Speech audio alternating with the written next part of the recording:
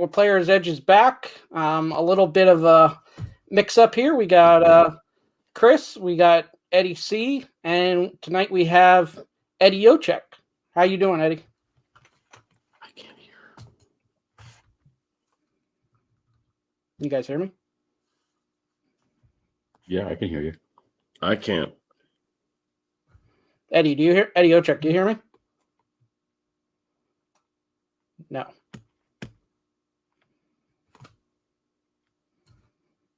Who hears me? Who doesn't? I can't hear anybody. Yeah, I can't hear. No.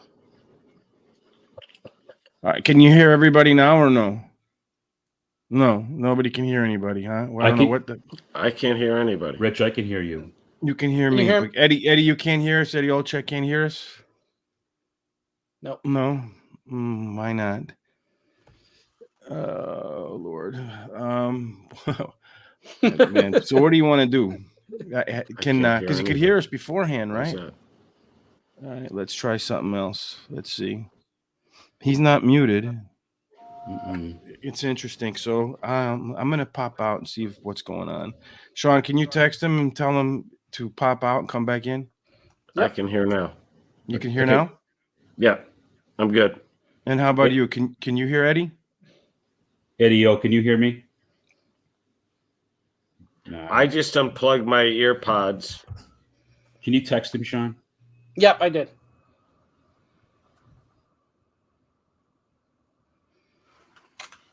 Sorry about this, folks. It's live TV. First time I get to host, and we have all kinds of issues.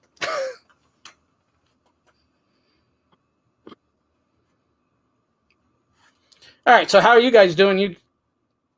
Chris and Eddie C, how are you guys doing at Saratoga today? I'm doing fantastic. I mean, I'm sitting here at Saratoga. I've been here since a few weeks before opening the track opened, and because of spot sheets with Chris and my handicapping, we've had a great meet so far.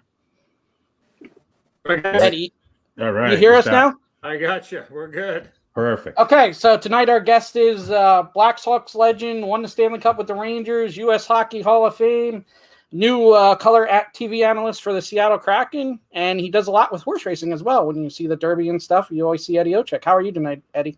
Hey, guys. Thanks for having me. Shawn, nice to see you again. We ran into each other, I think it might have been last weekend or 2 weekends ago. I was up at the spa for NBC working the Whitney, and then I had an opportunity to speak at the Jockey Club dinner this last Saturday, which was a great thrill. So needed a reprieve at home. So nice to be back, and I'm glad we could finally hook up and get on the show. So thanks for having me, and I hope you guys are doing well. We are doing very well, and it was nice to meet you. We met you last Saturday. Very nice. How often does that happen to you when everybody recognizes who you are and comes up to you? In that neck of the woods, it happens. It happens often. Lots of Ranger fans there, obviously, with being a very small part of a team that won the last Stanley Cup for the Rangers back in 1994, and it's always nice to run into hockey fans. And it's funny when I'm at the track, a lot of race trackers want to talk hockey, and when I'm at the rink or traveling, I get a lot of hockey people that want to talk horse racing. So, as I like to say, pucks and ponies, there's nothing better, but it's always good to engage with the fans, because at the end of the day, I'm a fan of hockey. I'm a fan of horse racing. And when you see somebody that you maybe recognize or feel you kind of have a tie-in with, whether I'm doing TV for TNT, the NHL on TNT, or doing horse racing for NBC, or from my playing days, which was a long time ago, it's always nice to engage with the fans and,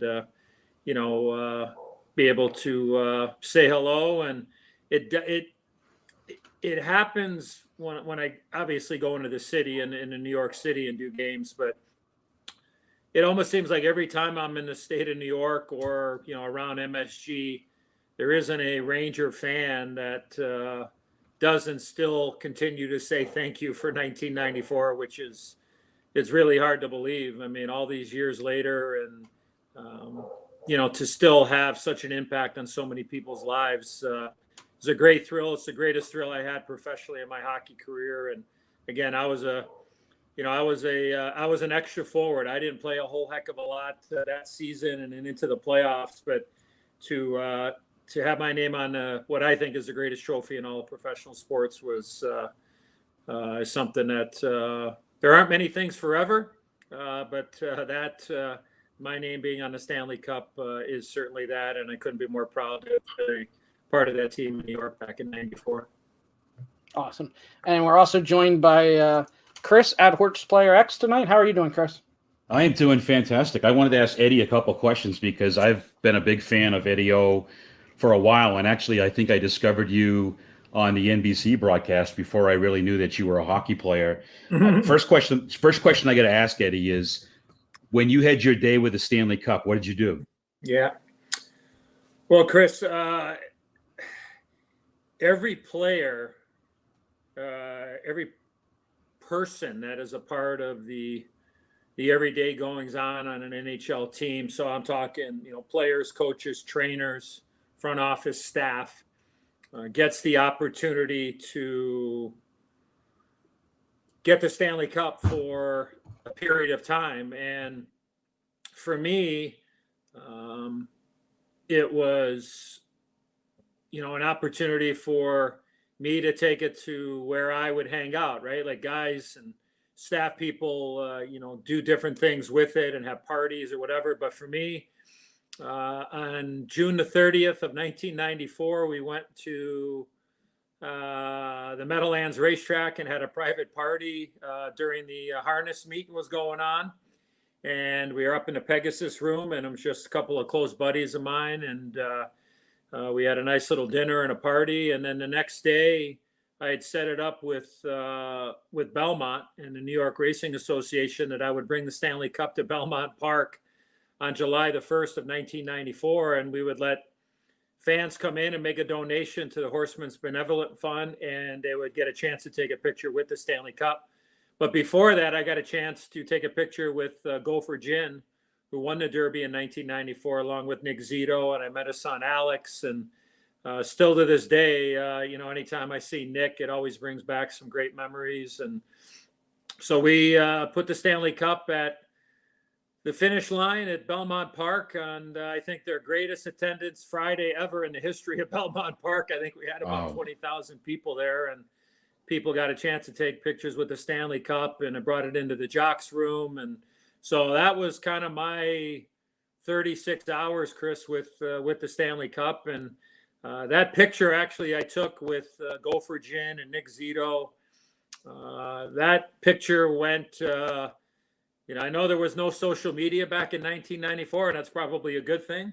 But that picture went global. It was all over. It made the newspapers over in Japan, and it was just one of those things where it was, get a chance to have two champions in a picture, and it was the ultimate for me. And that picture sits proudly on my desk upstairs in my office, and it was just a great 36 hours. Because if anybody knows anything about the Stanley Cup, you talk about stopping traffic. I know there are a few things and probably a few people in this world that probably stop traffic.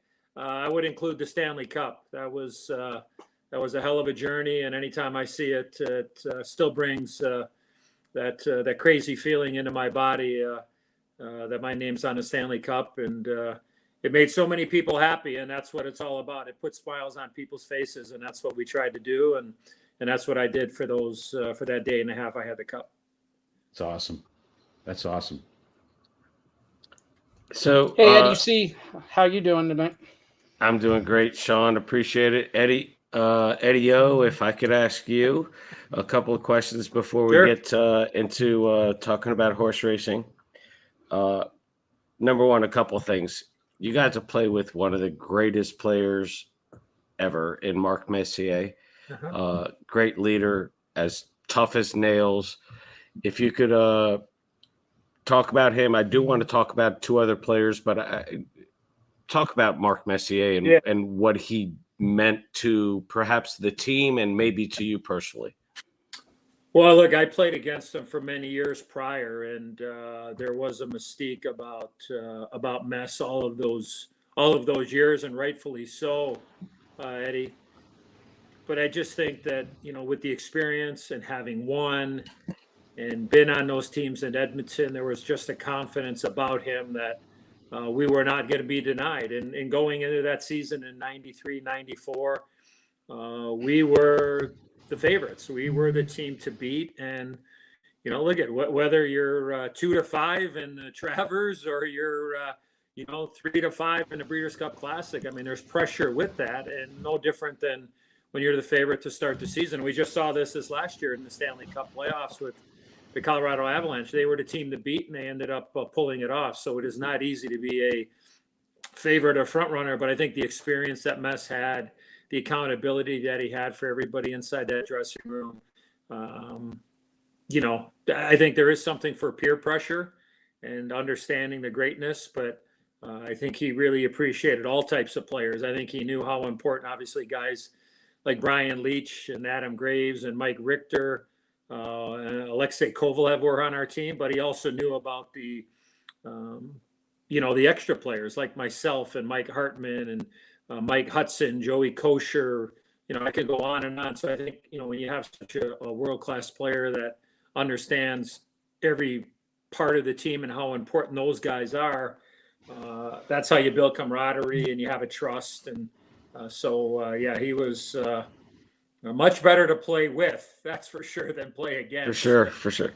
So if I could ask you about one other player that I believe you played against, and also about a player that's still playing today, I'd like to hear about if you ever played against Dino Ciccarelli. I mean, he's my size. I know that he was so tough, especially grinding around the net. Yeah. And then maybe touch about Alex Ovechkin. Obviously, I'm a Washington Capitals fan, but Ovechkin's a great goal scorer. I'd just like to hear your experiences with Ciccarelli and your opinion of Ovechkin. Yeah, well, I was coaching in Pittsburgh when Alexander Ovechkin was drafted number 1. We ended up taking Evgeny Malkin number 2. Pretty good draft there with Ovechkin and Malkin going 1-2. Malkin's pretty darn good. Yeah, look at the big thing to look in the National Hockey League moving forward in the next 3 or 4 years is, can the grade 8 eventually catch Wayne Gretzky and break his record of the most goals scored in NHL history? And if he can stay healthy, I don't see why he can't. Why he can't. I mean, he's still scoring 35, 40 goals a year, and he just has a nose for the net, and he has really become over the last 4 or 5 years, and obviously since the Caps won the Stanley Cup, he's become an all-around player. So look, he's on the verge of history and a slam dunk first ballot Hall of Famer, whether or not he catches Gretzky.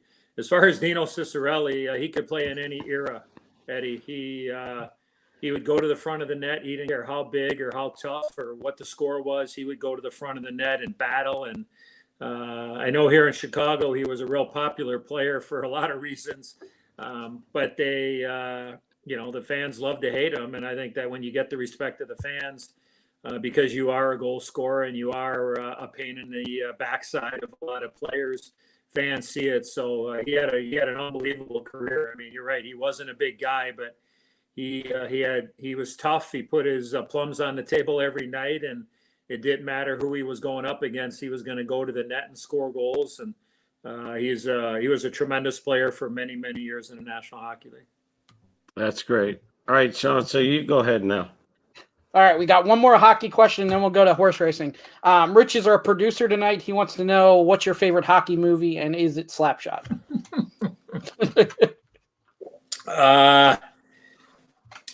Yes and yes. Paul Newman was unbelievable there as Reg Dunlop, and I still, every once in a while when it's on television, I'll stop and never forget watching that as a kid. I think I saw that maybe I don't even remember what year it came out. It had to come out in the late 70s, probably like 78, 79. I don't even I don't even know, but that was it still makes me laugh, and probably I'd have to say it's not even close. I would say Slapshot. Yeah. Were the Hunter brothers the real version of the Slapshot brothers? No. The Hansons were one of a kind, and that was back in the day. But no, the Hunters could do a little bit of everything. I mean, I guess you could say the Hansons were like that too. They can certainly score, but they knew their way around the dance floor. Most of the Hunters were able to do that too, but a lot of those guys were pretty effective players in real important roles over their career. I didn't mean to discredit the Hunters. They were great hockey players. No, not at all. They could play any way you wanted, and even in today's hockey, I take all the Hunter brothers on my team for sure. Now, for those that don't know, what do you all do in horse racing currently? Well, I do handicapping for NBC on our Triple Crown coverage, the Derby, the Preakness. Fox has the Belmont, but I also do the Breeders' Cup, and I'll do a few shows during the summer. I did the Stephen Foster earlier this year. I did the Whitney, as I mentioned. I'm going to head to Kentucky Downs on their Breeders' Cup Day on the 10th of September. So I think some people say I moonlight as a hockey broadcaster during the hockey season, and I do horse racing. But it's been my first job in television was at the Meadowlands Racetrack, doing handicapping and their simulcast shows with a lady by the name of Barbara Foster back in the fall of 1994. After we won the Stanley Cup, because there was a work stoppage. So that's how I got my start in television. And some 18, 19 years later, I came full circle and got my opportunity at NBC since 2015. Eddie, what drew you into horse racing? I mean, you just said how you got into broadcasting, but what drew you into that sport? Yeah, well, I mean, I went to the track as a kid when I was 12 or 13 years old, and made a couple of wagers, and I borrowed some money out of my mom's purse to go to the racetrack with a buddy of mine and his dad, and like we all have. Yeah, and I lost my first couple of races, and I went to the same teller every time, and I lost, and lost maybe like $8 or $9, and then I finally hit a perfecta for I think $136, and I went up to cash the ticket, and the teller looked at me, and he saw the money come up, and he asked me how old I was. And I said to him, well, you didn't ask me how old I was when I lost. So he gave me my $136. I gave him a $6 tip. I winked at him and I walked away. So I've been hook, line, and sinker ever since. I fell in love with these equine athletes and these crazy human beings sitting on the back of these horses going 30 miles an hour at Old Arlington Park. And it just, it's kind of been my passion away from hockey for my whole life. So I've been handicapping since I was probably 15. So I just had a birthday the other day. I turned 56. So I'll let everybody do the quick math out there. But that's how long I've been playing the horses. And I couldn't be more happy that horse racing came into my life, because a lot of my closest friends are in the game and work in the game and live in the game. And I find a lot of similarities between hockey and horse racing, especially behind the scenes. Yeah, Eddie, I'm just going to ask you, what came first, harness racing or thoroughbreds? What were you into Thoroughbreds. first? Yeah. Were you? Yeah. Okay. Yeah, the thoroughbreds. Yeah, I mean, the first horse I ever owned was a harness horse. Name of the horse was The Gift Goes On, and claimed it with Hockey Hall of Famer Dennis Savard, legendary Blackhawk, and I think I bought in for maybe 20%. I think we claimed the horse for $25,000 at Maywood back in the mid 80s, probably like 86, 87. A guy by the name of Robin Renner was the trainer and the driver, and we claimed him. He had a bad post at Maywood the one night. We happened to be playing a game that night, and I happened to get a penalty that night. I went into the penalty box, and our timekeeper happened to be part owner of the horse as well. And he said, "Did you hear about the horse?" And I go like, "Well, how in the hell would I hear about the horse? I'm sitting here playing a hockey game." He goes, "He won. He paid like $58." I'm like, "Oh, well, there you go." I mean, we missed out on that one. But yeah, I mean, I enjoy the harness, but my love and passion has always been Thoroughbreds. I know Shawn said that there was the last question before hockey, but I got to ask you this. Sure. I was a season ticket holder for the Washington Capitals for many years. And for a couple of years, our seats were right by the penalty box. Mm-hmm. Give me a good story about fans heckling you in the penalty box, because I know it's like it gets testy, nasty, whatever. Give me something. Can I give you a tie-in with horse racing? Yeah, sure. Okay, so we're playing in LA at the old Forum, right across the street from the old Hollywood Park, which was my favorite track. I'd like to say that I felt when I handicapped Hollywood Park, I owned it because I hit my largest score ever at the racetrack at Hollywood Park for a pick six back a handful of years ago. But I was playing in LA, and I want to say I was probably in my second year in the NHL. So I'm going to say 85, 86. And I'm skating around right before the game starts, right? So you come out, have your pregame skate. Zamboni comes out, cleans the ice, and then you come back out right before the national anthem. So I'm skating around, and I kind of look into the penalty box, and I see this smaller fellow with a black sport coat and an NHL insignia on there. I'm going, that guy looks really familiar, right? So I'm skating around, and I couldn't really, I couldn't put a name to a face, but I knew him. So, the anthem comes, I sit on the bench, I'm looking across over there. And then as I'm like going out for a shift, and we're probably 2 or 3 minutes into the game, I'm like, holy shit, that's Sandy Hawley. I'm like, Sandy Hawley, what the hell is he doing in the penalty box? Wow. So during, obviously Sandy Hawley, I mean, Hall of Famer, legendary jockey, and one of the greatest jockeys ever. In the winter time, he would ride in California sometimes. So he would do his main job in Toronto at Woodbine and at Old Greenwood. But in the wintertime, he would winter, and then he would ride, periodically at Hollywood Park. And I'm like, Jesus, I gotta meet him somehow. How am I gonna, I gotta go in there. So you took a penalty, didn't you? I mean, it was accidentally on purpose, Eddie. I think I might have yelled at the referee or something, and he threw me in the box. And, I mean, I had a 2-minute penalty in there, and all I did was talk to Sandy Hawley for all 2 minutes. I'm like, well, maybe I should have got a 5-minute penalty, or whatever. So, oh, that's fantastic. So Sandy Hawley was an off-ice official at the LA Forum for the LA King home games for a boatload of years, and kind of lost touch with Sandy. And I see him a lot on when the jockey, the permanently disabled jockeys fund have their fundraisers or whatever. I see Sandy on TV, and looks exactly the same, man. He looks like $1 million and looks like he could still ride. But yeah, so that's probably my best penalty box story that I have. And see, that wasn't the story I was asking for, but that was so much better than what I was asking for. That's awesome. Let's talk some horse racing. Yeah, that worked out perfectly. Hockey and horse racing together. So we're going to cover races 8 to 10 on Saturday at Saratoga. Race 8 is the Grade 2 Lake Placid Stakes, $200,000 purse, turf, 1 mile and 1/16. Eddie O, what do you like? Well, I mean, I think the one horse that I thought that jumped off the page to me, which I thought was really interesting, was the bottom horse. I know we're a couple of days out, so a lot could happen in between now and then. But I thought Koala Princess was interesting on a couple of fronts.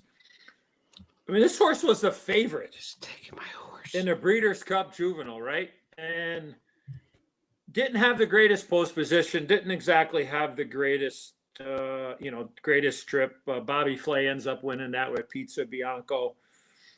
Comes back, only one race in how many months is that? 9 months, whatever it is, 8 months, 9 months, really doesn't matter. Trevor McCarthy, he should be feeling pretty good. He beat me on the fair and square today in the last race at the Spa, and not really happy with him winning that race, but that's for another story. So I just thought that, again, outside post position should be a decent pace in this race, I think. Could maybe sit the trip. I thought the horse would be the 3 Eminent Victor, but I just kind of thought that the 8 was an interesting horse, and not a big name rider on there, but Trevor McCarthy certainly knows how to get around the racetrack. So second race off the layoff, I think a lot of people will be using that angle and trying to look for a little bit of a price there. So right now I'd probably be leaning more towards the outside horse and take my shot and be probably singling in a lot of pick 3s, pick 4s, and pick 5s on Saturday. Awesome. What about you, Eddie O? Or Eddie C? Wow, now I'm going to do that all day. Well, Eddie O just took my thunder because I love the 8 as a price play. I think the 1 horse is clearly the horse to beat with the Midnight. You got Charles Appleby with Luis Saez riding for him. Eddie, let me ask you. Like, I what do you guys think about the quick turn here with the Moonlight? Like, I mean, it's a pretty quick turn, right? That's my reason that I think that he is vulnerable. Yeah, he's coming back really quick. I mean, look, the horse is regally bred. He's out of a Dubai Way mare, I should say. His 103 time form winning figure in the Betfair stands out off the page. I like Koala Princess. I mean, he's a price play. He came 3rd in Lake George, was flying late. He did get beat by both the 3 and the 5, Eminent Victor and Dulce Zale, but I like him for what you said. His second choice, second race off the layoff. I think I like him as a price, and I'm going to play the 8 over the 1 and the 4. Okay, what about you, Chris P? Well, the first thing I'm just going to go out on the record, and I'm just going to say I think a Chad Brown wins this race because that'll give me a 50% shot when I'm looking at the field here. So Chad's got 4 of the 8 horses. And when I look at this, I'm looking at it from a pace standpoint. The 1, I guess, is the favorite. I don't have that information right here in front of me, but I think the 1 is the favorite, and I agree. Yeah. Listen, the 1 looks great on paper, but I just don't know coming back that quick. It doesn't work out. It would be one thing if he was taking on a bunch of $10,000 claimers. That may be a different argument. But I think I'm going with it. I'm going to take in a different direction here. I like the 8. I just don't know if there's enough pace in this race to make the 8 worth it. Now, I'm on the fence about the 5, Dulce Zell, and the 4, Consumer Spending. The thing I like about the 5, Dulce Zell, is I watch a lot of Chad Browns and I watch when the workouts occur. I love Chad Browns when that 5 furlong, this is an old school handicapping tip. This is what everybody used to look at as back in the day. If they had a 5 furlong bullet before their next start, that was one of the biggest angles that came out. And when I see that with a Chad, I get really excited. The horse is bred for this distance. I'm not concerned about that. Has won, already won at Saratoga, 1 for 1. I'm going 5, 4, 8 in this race. Yeah. I will say this, Chris, is that I think with Koala Princess, I mean, I think if you go back and watch the, you go watch the, the Breeders' Cup race there last November, post 9 out of 14. I mean, they did go relatively quick early, and she wasn't that far off, which, I guess you can argue too at Del Mar. I mean, you get to the turn relatively quickly there and kind of hung out a little bit. So I don't think. I mean, I think if Trevor McCarthy has any chance, I think that he's certainly got to get her. Like, I'm banking on her getting her into the race, maybe more so than maybe her form looks. And I know the last race wasn't overly quick in the Lake George, but I'd like to see him get aggressive, just give her her head, let her get into the race, settle, and then kind of make the one, make that, that quick little turn of foot there as they turn for home. I will say this about the 3 horse and Eminent Victor, and the last race was the first time that she had gone 2 turns in her career. I think that she will be able to get every bit of this distance. And I think now getting that experience of going 2, I think she might end up out of all of the Chads. Like, I'd be interested in what everybody thinks about Howdy, the 6 horse. But I think Eminent Victor ends up going, when you look at from lowest odds to highest odds, I think out of the 4 Chads, Chris, you made mention of Chad Browns. I think Eminent Victor might be the longest shot of them all. And I think that, as I mentioned earlier, I think she's got a heck of a chance to hit the board. And if you're playing gimmicks, she's definitely going to be on my tickets. I will tell you that. I just don't know what you guys kind of thought on Eminent Victor and what you thought of Howdy too, because certainly they're going to be big players, as you mentioned a little bit earlier. Yeah, as in the spot sheets that we've been using too. The other flip side of that, I would just right now the race looks pretty contentious to me. I mean, if I had to just look at this without touching a PP, I'm going to tell you I probably would take the 4 just based on some of the ratings and what's going on. I mean, It looks like 4, 1. I could make a case for the 5. I could make a case for the 8. I could make a case for the 3. Yeah. So it just looks like, to me, I think it's 5, 4, 8. That's what it looks like on paper. And I'm going to dispute my partner here because I think Eminent That's not allowed, Eddie. I'm going to say that Eminent Victor is really the horse to beat, in my opinion. I'm trying to find value in the race, and it's his 3rd race off a layoff. Got some really nice works since its last race. Flavian Pratt stays on, who is first call for Chad on turf right now. So, again, I'm looking for value in this race. I'm actually looking for value in all 3 races on Saturday. So, again, I'm still with the 8, but let's hope the 3 doesn't win the race. That's all. You're looking for value, Eddie. I'm looking for winners. Shawn, who do you got? Break the tie here. So it's amazing. You guys mentioned over half the field. I'm not a long shot player, but I got an outside horse. And I got the same morning line, 12-1. There's not much pace in here. Candace's done nothing wrong in her 3 career starts, winning 2 and finished the second once. This is a big class test, but she stole the last race up front, and I see no reason why she couldn't do it again. Love Trevor. Got to meet Trevor again Saturday. He's struggling. Javier Castellano's going the other way. Javier Castellano's had a great meet. So I like the 7 here. And then I went the 1 for second. Just tough to beat, but I understand the short turnaround, and I'm trying to beat her, but she's going to be there at the end. She just might not win. And then, like you guys said, number 4, Consumer Spending. This horse checks all the boxes, but since I don't think it's going to be a fast pace, it's going to be trouble for her to get there. I think she's one you got to use in your exotics. She loves the distance, winning 3 of 4 in a second. Her first 2 career starts came at Saratoga and was a first and second. And Manny Franco has been on her for 4 of her 7 races and won 3 of them. So he's riding good too, Shawn. He's riding good. Yeah, yes, he is. Really good. That's a name that's really, last year or 2, he's really made a name for himself. So, I have it 7-1-4. Okay, I'm writing it down right now. Then we're off to race number 9, which is the Smart and Fancy Stakes, 150,000. Turf, 5.5 furlongs. Eddie O, you get to start again. Oh, wow. Wow. The first horse, it just happened to be the first horse that I looked at because I did go to the 1 horse. It ends up being Change of Control. But if you look at the race 2 back in the Jaipur, the company lines, which I think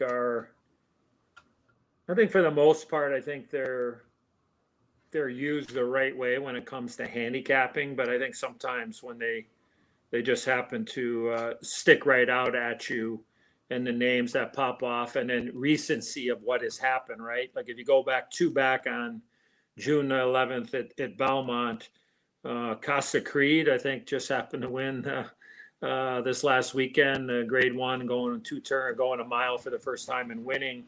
And beating Regal Glory for Chad Brown. And then you also impressively, by the way. Yeah. And then you had True Valor, who almost took down Golden Pal, if I'm not mistaken, a couple of weeks ago on the engine at Saratoga for Wesley Ward.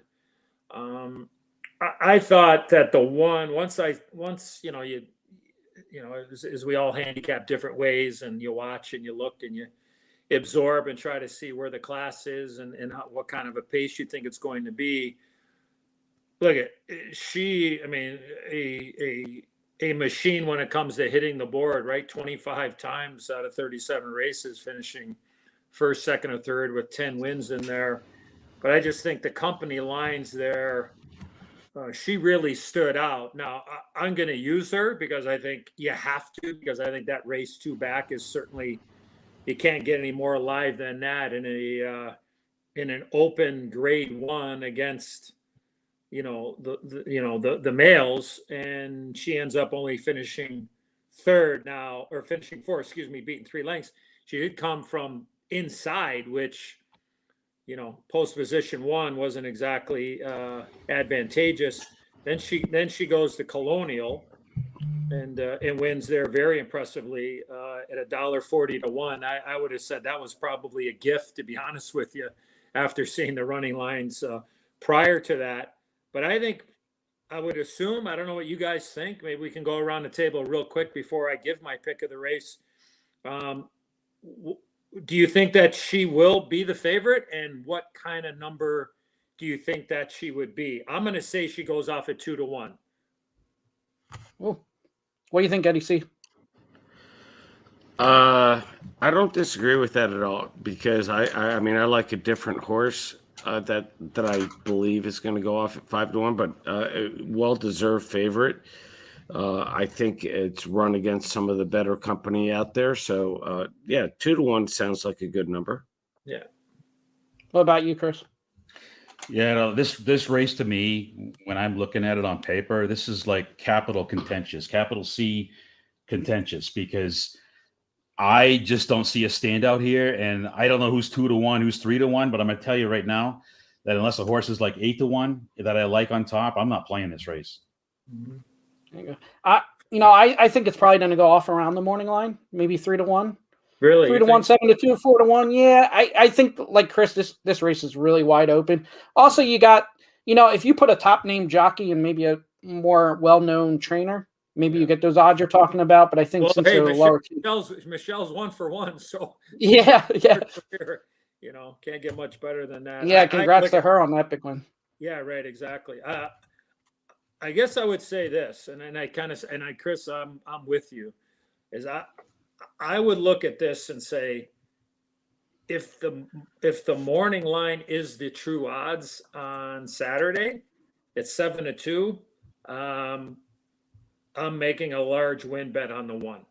That would be my play, because I just think that she stands out, in my opinion. Now, if she is, that's why I said 2 to 1, because I think she'll be the favorite. Again, you guys could be. I hope you're right, because if she's 3 to 1, I'm probably going to go with her. But the horse that I thought probably was going to be the value, and it's tough to get value on Wesley Ward horses, was the 7, Illegal Smile. I think could be tactical. I don't think wants to run 6 furlongs or 6.5 furlongs. I think 5 or 5.5. That's what she's going to get. 1 career race at Saratoga, finishing 2nd. Robin Sparkles, I think, isn't going to get the trip that, she got the last time. I don't think she's going to be, all by herself. I think she's certainly going to have some company, and I would expect Jose Ortiz to be right off of her backside. So all my plays are going to be around the 1 and 7, and I think I'll have to wait until the last minute and figure out where the best value is. But again, full disclosure, if I can get 3 to 1 or higher on the 1, I'm going all in on the 1. If it's anything lower than that, I'll be pressing with the 7, the 1, and the 6, and go from there. So Eddie, let me ask you then: when you see 3 to 1 or 4 to 1, and then those gates open and your horse is winning, and it goes down to 2 to 1, no comment. No comment. No comment. Wait, right, I will say this. Is that I think there has to come a point where they got to start locking the systems up when those horses get near the gate. I don't know if there's a sensor. I don't know if there's whatever. I just think that the optics are not great. But hopefully, you know, the next time that when I bet a horse and the horse goes from 4-1 to 8-1 will be the first time. But you know, hey, if I can get to 3-1, then I'm gonna be awfully happy, Shawn. So. Okay. All right, Chris, who do you like? Well, I'm actually playing against the one. Again, this is contentious, and a lot of people know how I play this thing, and you know, we got the pace sheets up. So I do realize that the 10 is an MTO. So you take that horse out of the equation, then the pace goes to like a 35 on the Quirin points. You got two front runners. I'm tossed between two, and again, pace makes the race. Pressers actually have a really nice result at this distance in this type of race. So that's the 5. I got the 5's name. My iPad just stuck. The 5, Too Sexy, Rosario, Clement, 2 for 3 at the distance, 1 for 2. But again, you can throw a lot of that stuff out the window when you're looking at speed, and I'm looking at pace. And from a pace standpoint, this horse is the lone presser in the field. I love that, and I think the pace sets up beautiful for it. The one I really like on top, just because it's better odds, is the 8, Lady Edith. And the same thing. I mean, the horse is dropping in class. I understand that, you know, the only win this horse has had is in a stakes race, and it's going up against some tough competition. But I will tell you that these are the races, and even at 5.5 furlongs in the turf, we're getting some heat on it. And the one thing is, you know, first off, we know dirt races, early speed wins dirt races. At Saratoga, you can put a lock on it because the early speed horses are winning a lot of these races. On turf, even at 5.5 furlongs, you're getting some nice hits on prices from the back speed. So I'm going to be watching the odds on the 5 and the 8. And those are probably my plays there. I like the 7-2. I think Eddie said it's 7-2, but I'm 8-5-7, and I'm playing to beat the 1 here. Okay, Eddie C., you're the tiebreaker there. I'm kind of torn a little bit here because I agree with Chris on the 5, Too Sexy. I mean, this horse is out of 14 races, 4 wins, 5 seconds, and a third on the turf. He's got speed to close. Second race off a layoff, which since November, which on turf, I don't mind layoffs on turf any way, shape, or form. But he's been working steady since his first race off the layoff, which was back in May. But again, on this race, I like a price. I like the 4-horse, Sarah Harper. You got Moquette. Pratt is riding this horse. And for people that don't know, and Eddie O, I know you know this, so do Chris and Shawn. Your first year at Saratoga riding as a jockey, I mean, it's an awakening. You know, you don't have as success. Flavian's having some pretty good success this year, so he's proving how good he is as a jockey. And this horse is out of Vancouver, who's out of Medaglia d'Oro, Scat Daddy Mare. He might be the speed of the speed. If he gets loose on the lead with that jockey change to Flavian and the works are top shelf, I'm going with the 4 at a nice price at 12-1, and I'm going to use the 1 and the 5 with them, and maybe sprinkle the 9 Caravel in there as well. Contentious. Oh, I'm sorry. Good. But yeah, I like the 4. Let me, if I can, Shawn, real quick. Go ahead, Eddie. I think, Eddie, I saw that the same way. I mean, I think this horse certainly is going to take to the grass. I don't know whether or not going to be able to continue and sustain. Like, I look at it and go, okay, well, I mean, first off, is the 2 in there? Is the 2 going to run? I guess that would probably be the one thing, right? Like, I mean, sure. I don't know, but I mean, I guess you're taking a shot. You got 150,000 on the line. Lascano, a go-to for Linda Rice over all these years, right? He's been riding unbelievable too. Jose Lascano, he's been lights out. The three's only got one way to go off of that last race. I kind of thought that there was that ability, and I think Chris was talking about it, the come from behinders, or just the kind of the tracking or stalking type of situation, is that, for me to win,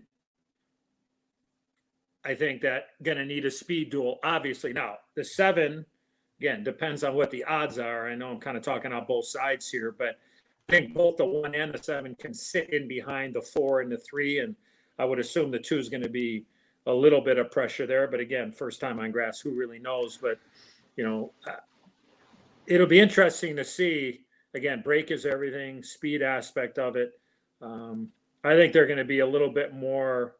I think there's going to be a little bit more gap in between the leading horses and than the stalkers than maybe a lot of people would think. So it could be. I mean, it could be 2 by 2 by 2. Really, I mean, it might be a harness race.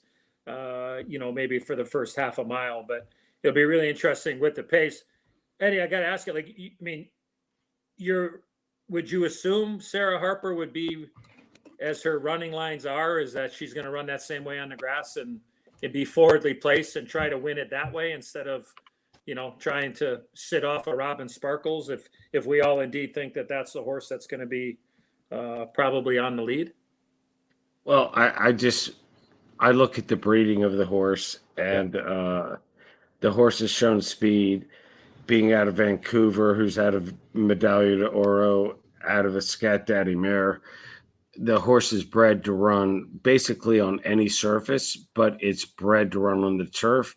Yeah. Shown speed.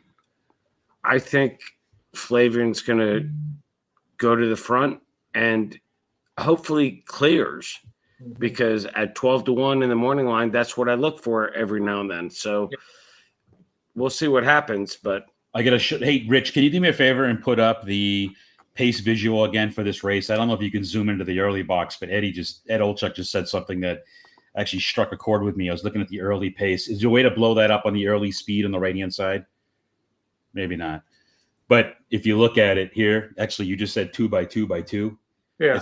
It's actually what it looks like on paper. It's actually right there. Yeah, 3:10, 4:5, right? Yeah, 3:10, 4:9, 2:7, 1:6. So we'll see what happens on when they really come out of the gate. But on paper, it doesn't.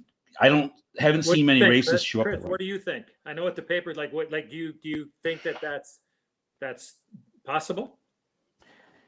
Yeah, I mean listen, 3's the early speed. 10's got a run. He's got no choice on the outside. I think that's probably how it looks like. I think the 3 and the 10 are at the front, and I think 4 and 9 is the 10 in. Is the 10 in? The 10. Oh, never mind. That's the MTO, right? Yeah. Okay. Yes, right. it is. Okay, just wanted to make sure. But let me look at. I can see the 3 and the 4. So if you took the 10 out and you put the 4 there, like that's what I see. Okay. Again, I mean, look at we all know what opinions are, but that's kind of how I saw it. But I think to your point, and it's a great pickup, Chris, of bringing the graphic back up. Thanks, Rich, to be able to sit there in the early speed on the right-hand side there and sit there. Okay, 10's not, just assume the race is on the grass on Saturday. It could be 2 by 2 by 2, and depending on how quick the two front runners push each other, somebody might end up, tripping out here and. A scratch or two, too. If we have a scratch or two, I mean, this could change the whole dynamics of the race.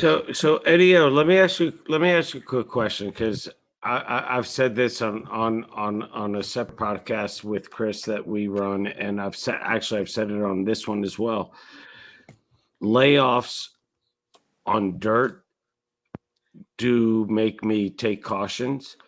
Layoffs when the horse is coming back on the turf, I have no problem with that because that's their natural surface.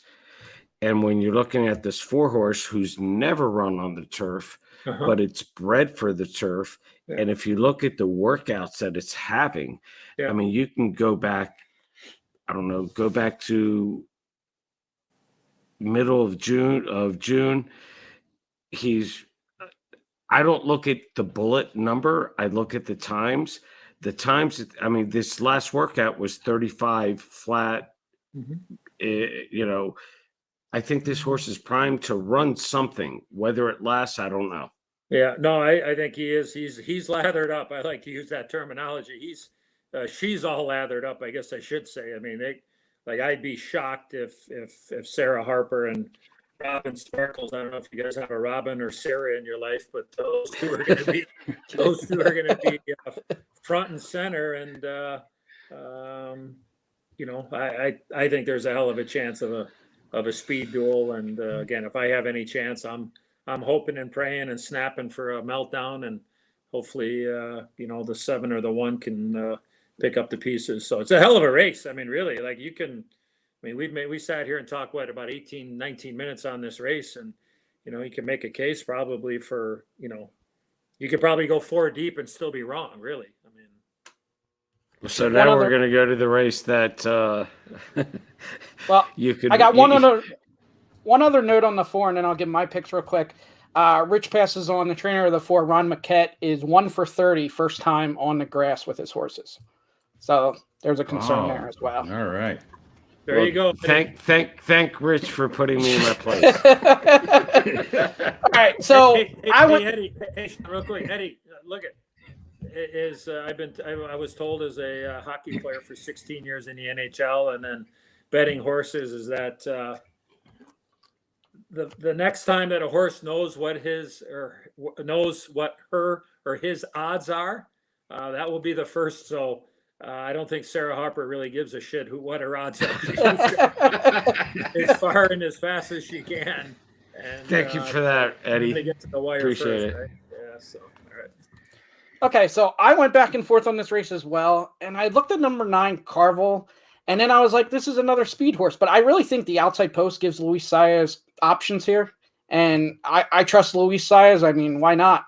So she's got the speed to be close, but I think she sits off the 3 and 4, and they battle it out, and then the 9 goes past them and wins this race.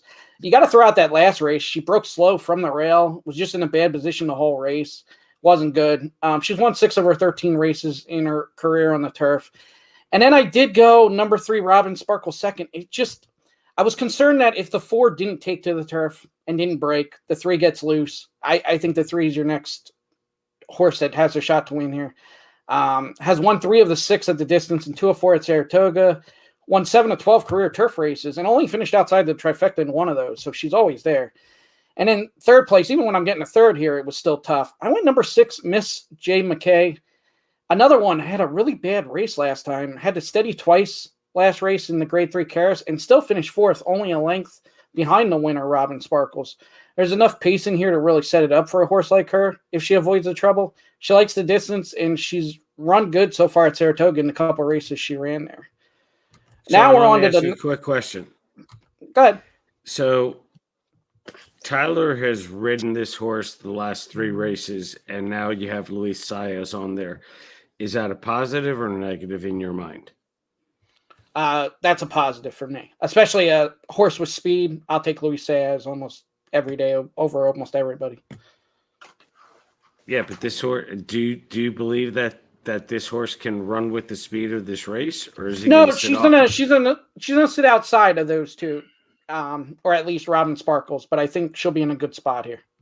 It's an interesting jockey change, and it's something that Chris and I have talked about, and we've talked about with a couple agents and stuff. You never really know why there's a jockey change and what have you, but you know, I know that Tyler rides for Brad quite a bit, so for me, that's why I didn't use the horse. But you know, I totally get why you did.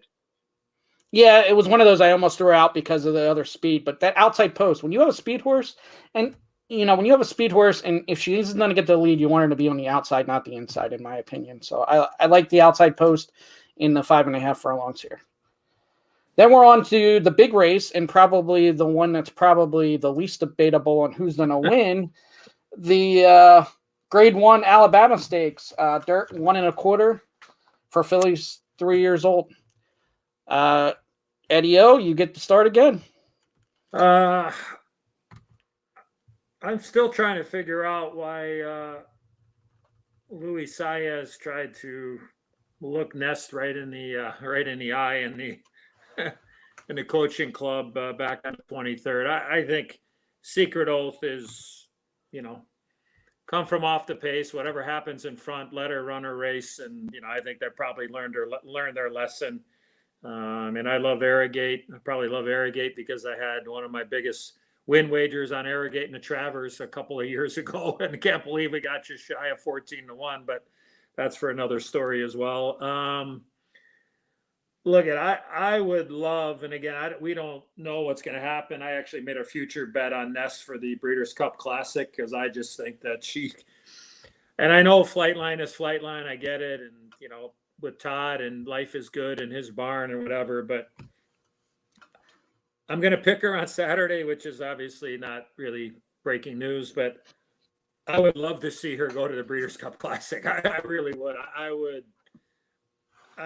She probably would end up being my pick. I know that would probably be against the, against the majority, but I think the farther she goes, she just seems like she's the real deal. And, if something happens with any of the favorites, I think there's a shot that she would go to the Breeders' Cup Classic. I do. I think that race hits her right between the eyes, a mile and a quarter. I don't care, males, females, whatever. She just looks like she's the real deal. So I'm not sure how you guys handicap this, but the first thing that jumped off the page to me, I had to say it, is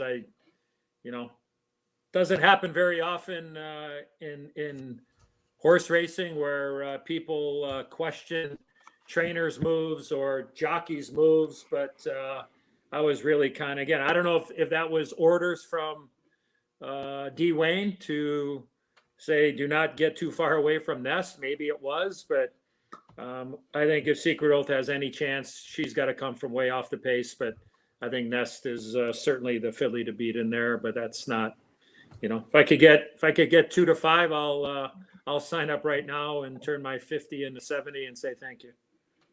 Okay, 2 questions for you. One was exactly that. How do you play this race? But you just said. And then the other would be, what kind of odds did you get for the Breeders' Cup Future? I want to say, I think I got earlier, I think I got a 40-1 ticket, and another one I think was a little bit shy of that. So, hey, like I said, I thought it was worth a wager because you never know, right? We just, you just don't know what can happen in his game. So I think she's certainly, I don't know what you guys think of her. She's, again, we know what Flightline is. I get it. I understand. Life is good. I don't know if he can get the mile and a quarter. That's just my opinion. But, I think she's pretty darn special. I kind of was going to play, honestly, Shawn, I think I was just going to key Nest and play a large trifecta 4 on top of the 3-7 and try to turn, maybe try to turn $100 into maybe 300, try to get 3-1 on a try or something like that and take my shot. I won't be investing a whole heck of a lot in this race, but I will definitely try to play. And I'll probably also play maybe just a little bit of a wheel with the 4-3, all 4, all 3 gerrymander and maybe hope that Secret Oath doesn't hit the board. And maybe all of a sudden you turn that into maybe like a 15-1 shot. Nice. What about you, Chris? You agree with him? NEST. So I'll just show you how much of a fanboy I am. After I watched that last race, I thought there was a chance that they could possibly run Nest in the Travers. I think Nest is a freak. I think this is like a super special horse. Basically what I saw at the Belmont, I was a Secret Oath fan, I think, back before, but I don't think Secret Oath can run with Nest. I think Nest is in a class by itself. And, Rich just put the thing up here. So I've got, when you look at total pace, this is what's interesting. The 4, the 5, the 3, and the 2 actually have better total pace numbers on the computer than Secret Oath, believe it or not. Early speed, there's some things. I mean, I get 7 Secret Oath suppressor, but just like Eddie, the only way that you're going to add value here, and I don't know if it's even value. First off, I'm going to single Nest. And the other piece of it is I think you may be able to get some value. You can do it with a try. You can do it with an exacta. The one horse that I like underneath, and I guess everybody's going to say, hey, 4-7, that's the gimme layup. But the 5, I want to be careful, nostalgic, just based on the pace standpoint. That horse has some late kick, and I'm looking for gaps. And when you look over on the bottom right of this sheet and you look at the late speed, there's actually a gap here with the 5. And when you run some of the projections and stuff in the computer, I actually like the 4-5 exacta. The 4-7 is not going to pay anything. Yeah. But the thing I will tell you is, and again, when you're playing exactas, I'm looking for opposite pace styles. So 7 does fit with the 4, 5-3 underneath, and that's probably how I'm playing it. So I don't know if that's any value or not. Like Eddie was saying. Chris, it's interesting. Like if you just look at the last running lines for the 5 and the 7, and you just took, if you blocked off the names of the horses and you look at the charts for the last 2 in the race, at least for me, for the racing form, you sit there and go, wow, pretty similar running lines, and going, geez, you know what? Like, we got no chance of catching the filly in front of us. We're both running for second, right? I mean, it's almost, I want to say that's the perfect, when I try to tell people speed and fade. Now, usually when you see speed and fade, you go, third by a length, fourth by 3/4, fourth by 4, third by 8, and then, 6th by 15. Now, again, there was only a 5-horse field, so somebody had to, to suck up, so to speak. But 2 very similar running lines. I think you make a great point on the 5 to maybe just be sitting off, a tad, and maybe trying to make that so-called one run. But the running lines are very, obviously coming out of the same race. And when you get beat 12 or 15 or whatever, you're going to have a lot of horses, but they certainly were very close together. So, just something to point out when people are looking at the form or the sheets or whatever they're looking at, and just kind of trying to make some money underneath. Great call out. And especially when you get a meltdown pace, and, I just kind of throw that race out when there's a meltdown pace and the fractions were hot and the horse didn't finish well. To me, it's just a cross out. How you making some money in this race, Eddie C? Well, I don't know how much money you can make in this race, but I think what people have accepted is that Ness might be a super special horse. For me, 100% is a special horse because of my, I look at pedigree, and this horse is out of Curlin, who's out of Deputy Minister lineage, APND on the dam side. I believe this horse could beat the boys. I do believe that it could go against the boys in the Breeders' Cup and beat them. But just remember this, if you look 3 horses back, Gerrymander, the 3-horse, beat Nest. So I don't know what you make of that. Do you make of it that Gerrymander just was primed for that horse and Nest wasn't as good as she is today? Yes. Or yeah, who just said yes? Did you just say yes? I did. Eddie said at the same time. The other Eddie. Yeah, I mean, look, I look at this race real clearly. I'm not going to look at it I'm not looking at the odds. I'm not looking to make money. I think this race is real simple. It's Nest over Gerrymander, and I love Goddess of Fire, second or third with Gerrymander. And if you look at the odds, that's value. I think Secret Oath is run out. I think it's been abused. And I don't mean that in a bad way. Let me take that back. I just think it's been run a little bit too much, and you've already gotten the best of Secret Oath. So I think it's Nest over the 3 and the 2, Goddess of Fire and Gerrymander. I think you could argue, and I know what you're saying, Eddie, there with, it seems like she's running every 2 weeks. It seems like we're, back in the late 70s, early 80s, when horses were running 18 times a year. But, I think, them taking a shot in the Preakness, I think that, she deserved that opportunity off the 100%. But again, I go back to it, and again, if I was working TV for NBC, because that's what I do, I would wonder why they would think that they could be that close to Nest. And I know it was a short field and whatever, but I go back to that. So that to me, as I look at, I think Secret Oath is a very talented filly without a doubt. We know her dad obviously loved that track. So I think for her to show her best, I think she's got to let Ness go, gerrymander go. I don't think the 6 has any kind of speed to pressure up. You got us a fire's got the blinkers on. It is Todd. Todd's not gonna, Johnny V's not gonna sit there and go eyeball to eyeball with Ness. So I think. But Eddie, Ness doesn't need the lead. I think she's got to come from off the pace. I don't think she can. Right, but Ness is going to just sit there and sit off the lead. She's no way going to go to the front, right? Who's that? Ness. Ness isn't going to the front. I don't believe. Well, if she's not first, she better be second. No, I think she sits off the. I think she sits off the speed in this race. I think gerrymander's the speed. Wow. Okay. I might be wrong.